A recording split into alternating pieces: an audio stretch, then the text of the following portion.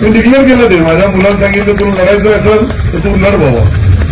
आपल्याला लोकांना विकास नाही पाहिजे, लोकांना काहीच नाही पाहिजे, लोकांना फक्त जातीवाद पाहिजे. तर जातीवादामध्ये हे इतका मोठा भुगी आहे तर तो माणसाला माणुसकीही सोडून द्यावा लागला. मी आज डिक्लेअर केलं आता की मी सिल्लोडची विधानसभा पुढे लढणार नाही. मला जी काम करण्याची संधी दिली त्याबद्दल मतदाराचे मनापासून आभार. की इमारत बांधता येईल का याच्याबद्दलही सरकारकडे तसा पाठपुरावा अशोकराव तुम्ही करा. तुम्ही प्रपोजल द्या. सरकारने ज्या ज्या ठिकाणी अनेक खेड्यामध्ये भाड्याने रूम मिळत नाही, शिक्षक राहत नाही, भाड्याने रूम मिळत नाही, ग्रामसेवक राहत नाही, भाड्याने रूम मिळत नाही, म्हणून अनेक जे कर्मचारी अधिकारी आहेत ते आपल्या सोयीच्या ठिकाणी जाणं येणं करतात. कारण की त्यांच्याकडे तो बोलण्यासाठी असतं का इथे व्यवस्था नाहीये, कुठं राहायचं. आणि व्यवस्था असली नंतर इथे राहणं सोपं होईल. आणि या ग्रामीण भागाच्या लोकांच्या अडीअडचणी शेवटी ऑनलाईन सिस्टीम झाल्यापैकी बऱ्यापैकी आता तलाठी नसले तरीही ऑनलाईन सातबारा मिळतो. काही दिवसांनी नमुना नंबर 8 मी तशी मिळेल. जे काही आवश्यक कागदपत्र आहेत ते घरपोच डिलिव्हरी काही दिवसांनी होईल. त्याचे नाममात्र चार्जेस जे आहेत ते सरकार लावणार. आणि याच्यामध्ये पारदर्शकता कशी आणता येईल. लोकांच्या जे काही कामं आहेत, रोड रस्त्याची कामं असतील, आता सर्व डिप्टी इंजिनियर एक्झिक्युटिव्ह इंजिनियर आलेले, CMJSYचे असतील, PMJSYचे असतील, सार्वजनिक बांधकाम असेल, जिल्हा परिषद असेल किंवा वेगवेगळ्या ज्या सरकारच्या यंत्रणाच्या माध्यमातून आपण रोड रस्ते सिंचनचा वेगवेगळा हे आहे, सिमेंट बांध वेगळे आहेत, भूमी अंतर्गत बांध वेगळे आहेत, पाझरतळ्याची दुरुस्ती करावी लागेल, छोटे जे कॅनॉन आहे त्याची दुरुस्ती करावी लागेल. हे टप्प्याटप्प्याने सिंचनाची व्यवस्था जोपर्यंत शेतकरी बांधवाला उपलब्ध होणार नाही तोपर्यंत शेतकरी बांधव 2 पिकं घेणारा तयार होणार नाही.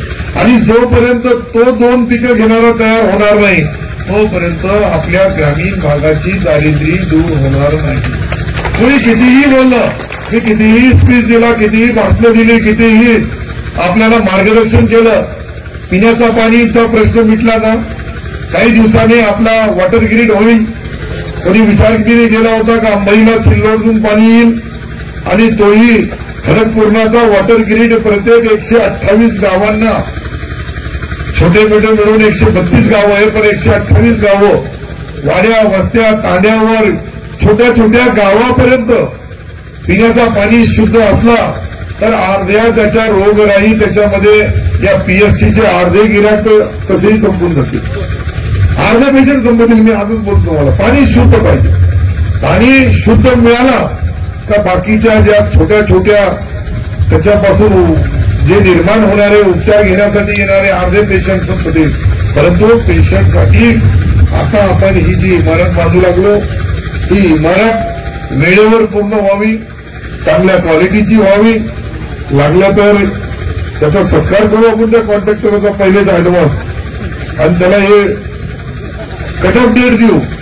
तर काम नाही केलं तर या सरकारचा जो सत्कार करतात तर सत्कारच्याही पुढं पेनल्टी देण्याची सिस्टीम. क्वालिटी चांगली पाहिजे, क्वांटिटी पूर्ण पाहिजे. क्वांटिटी आणि क्वालिटीमध्ये कुठेही फरक नाही पडायला पाहिजे. मी आता आलो एरेकर साहेब असं विचार कॉलेजमध्ये तिकडे एक मिटिंग आहे. तर हे जे अप्रोच आहे हराणीपासून निघालो अंबईपर्यंत 3 पुलं बनवले, 3ही पुलाचे अप्रोचच झाले नाही. म्हणून पूल बनवून काय फायदा झाला, रस्ता बनवून काय फायदा झाला. हा मुद्दा मी मुद्दाम जे बोलू लागलो, काही काही जे अपुरे कामं आहेत त्याची आज आपण मिटिंग घेऊ जेणेकरून आपला ही बाकीच्या लोकांनी जेवण आहे का, जेवण केल्याशिवाय कोणीही जाऊ नये. पण इतकं आहे ना बाकी लोकांचं सर्वांचं आहे ते विचारून घ्यावं लागतं. नाही तर मग आले काही जेवण नाही मिळालं तर आम्ही आलो मग जेव्हा सांगितलं अधिकाऱ्यांनी तिथे जेवण आहे कॉलेजवर अधिकाऱ्यांचा, कारण की आपली मिटिंग तिकडे होईल. बाकी सर्व कार्यकर्ते जे बाहेरून वेगवेगळ्या गावातून आलेले त्यांचे मी मनापासून आभार मानतोय. आपण सर्वांनी मला परत 5 वर्ष काम करण्याची संधी दिली. या संधीचं सोनं कसं करायचंय, या संधीचा 5 वर्षामध्ये आपल्या तालुक्याच्या विकासाच्या माध्यमातून कायापलट करायचा असेल तर शेवटी विकास हा न थांबणार आहे.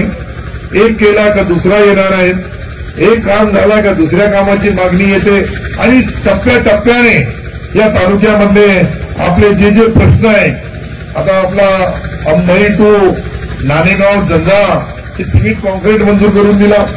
21-22 किलोमीटर पर्यंत एक आपला अनुवा फाट्यापासून सुरू होईल तर अंथाण्याच्या छत्रपती शिवाजी महाराजांच्या स्टॅच्यूपर्यंत, पुतळ्यापर्यंत तोही सिमेंट कॉन्क्रीटचा होऊ लागला. इतके सिमेंट कॉन्क्रीटचे रोड करण्याच्या पाठीमागची पार्श्वभूमी ही आहे की 36 महिन्यामध्ये डांबर खराब होतो. पण परत पैसे आणणं इतकं सोपं नाहीये. पण एकदा हे मेन जे आपले रस्ते हे कॉन्क्रिटीकरण झालं, मजबूतीकरण झालं आणि त्यानंतर पुलं गेलं. मला वाटतं आता केळगावचा तुमचा एक पूल बाकी आहे, 2 पुलं बाकी आहे तुमचे केळगावचे. त्या दोघांनाही मी आता या मार्चमध्ये मंजुरी देणार. हे छोटे छोटे पुलं जे आहे हे जे काही पुरामुळं जाणं येणं अवघड होतं तो सोपं व्हावं, त्याची अडीअडचण दूर व्हावी. आता या ठिकाणी झाडं जे लावलेले, मी दुसऱ्यांदा यासाठी बोलू लागलो का झाडं लावणं फार सोपं आहे, पण हे झाडं सांभाळणं सर्वात महत्वाचं काम आहे. मी 3दा यासाठी बोलू लागलो की जशी इमारत तसे झाडं वाढायला, ते वाढल्यानंतर ते वाढायला नाही पाहिजे. आता शेषराव महाराज श्राप दिला तर हिरवे झाड बी वाढू ना. शेषराव महाराजाचा श्राप फार येतो, मी त्याच्या श्रापामधून वाचलो. मी खरं ना, राजकारणामध्ये काही ना काहीतरी बोलावं लागतं. काही बोललो नाही तर बातमी कशी होईल.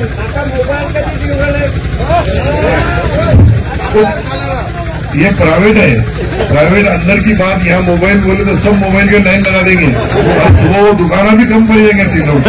मी एकदा बर्तन भांडे वाटप करणं सुरू केलं तर बर्तन भांडेच घेऊ लागलो. इतके बर्तन भांडे वाढते, त्यांनी कधी बटन दाबलं असतं तरी ही गरज आली नसती. पण आता बटन मिळणार नाही, बटन मिळणार नाही, काय काय ते काय मिळणार नाही तर सर्व लोक बरोबर दाबतील. हे बी एक फाल्ट आहे. सर्व दिलं तर लोकांना वाटतं की जरा सर्व फुकट मिळू लागला. आता काहीच नाही मिळालं तर मग आमदारकडे येतील. कळेल लोकांना काय आपल्याकडे आपण घाण सवय लावून टाकली. जे शासनाचा वाटप आहे तो सरसकट वाटप करून टाकलं. आज उद्धव साहेब बोलले काहीतरी, तर ज्यांनी त्या लागल्या बहिणीचा बोगस पगार घेतला असेल त्यांनी परत करावा. मी पेपरमध्ये वाचलं, तुम्ही वाचलं का नाही वाचलं मला माहित नाही. कदाचित ही पाळी आपल्यावर आली तर मग ते माझाही त्याच्यामध्ये नंबर पहिला लागेल, कारण की मी सही केलेली तो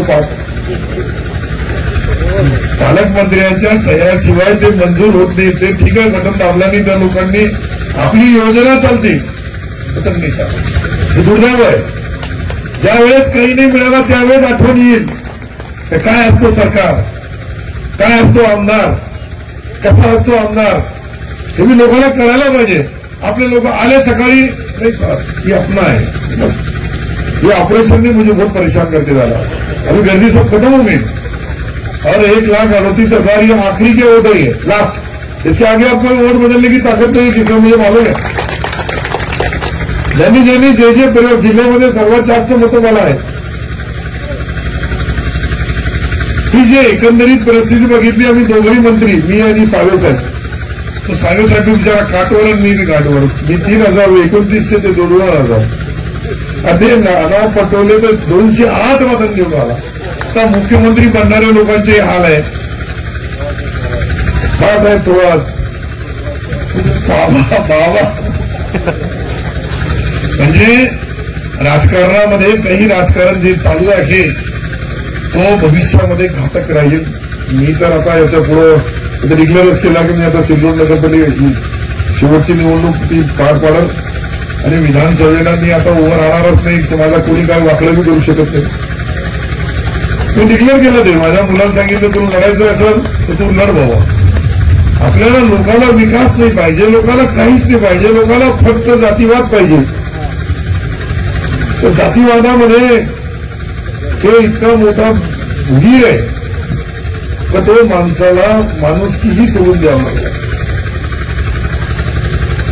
मी आज डिक्लेअर केलं आता की मी सिल्लोडची विधानसभा पुढे लढणार नाही. मला जी काम करण्याची संधी दिली त्याबद्दल मतदाराचे मनापासून आभार. माझ्या मुलालाही सांगितलं तुला लढायचं असेल तर तू लढ बाबा, नाही तर जय हिंद जय महाराष्ट्र. कोण करेल 18 तास काम करायचं, सालदार रोजगार महिनदार सरकार, आणि त्याची गिनती लास्टमध्ये 4 दिवसामध्ये जातावर होती धर्मावरून. आणि पण 10-5 रुपये ज्यांना मतं दिले त्यांच्याकडून मी आणायला पाहिजे ना, की नाही आणता येणार. ते 10 रुपये आणणार नाही, 10 लाखाचा निधी आणणार नाही. लोक मरतात तर त्याला कफन बी देत नाही. आणि ही जी सवय लागली ही सवय भविष्यामध्ये तुम्हाला बदलावं लागेल.